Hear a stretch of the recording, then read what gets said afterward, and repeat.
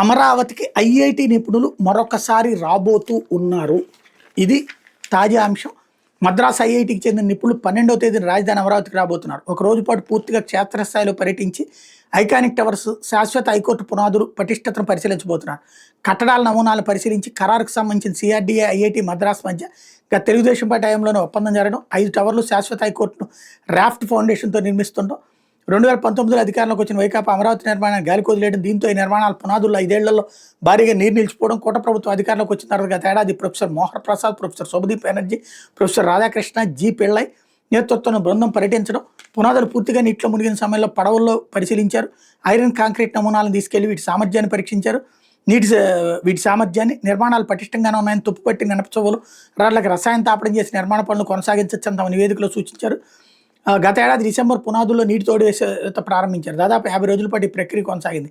దాదాపు 0.06 టీఎంసీల నీటి బయటికి పంపించారు. రాఫ్ట్ ఫౌండేషన్ పూర్తిగా బయటపడడంతో మరోసారి ఐఐటి మద్రాసులోని సివిల్ ఇంజనీరింగ్ విభాగానికి చెందిన నిపుణులతో పరీక్ష చేయించేందుకు సిఆర్డీ అధికారులు లేఖ రాశారు.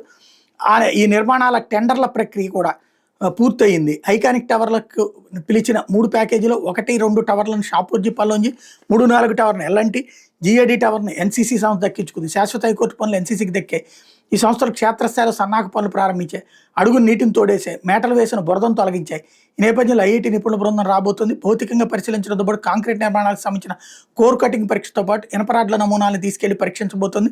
తుది ఫలితాల ప్రకారం నిర్మాణ పనులు చేపడతారు. నిర్మాణంలోనూ మార్పు చేర్పులు చేయబోతున్నారట.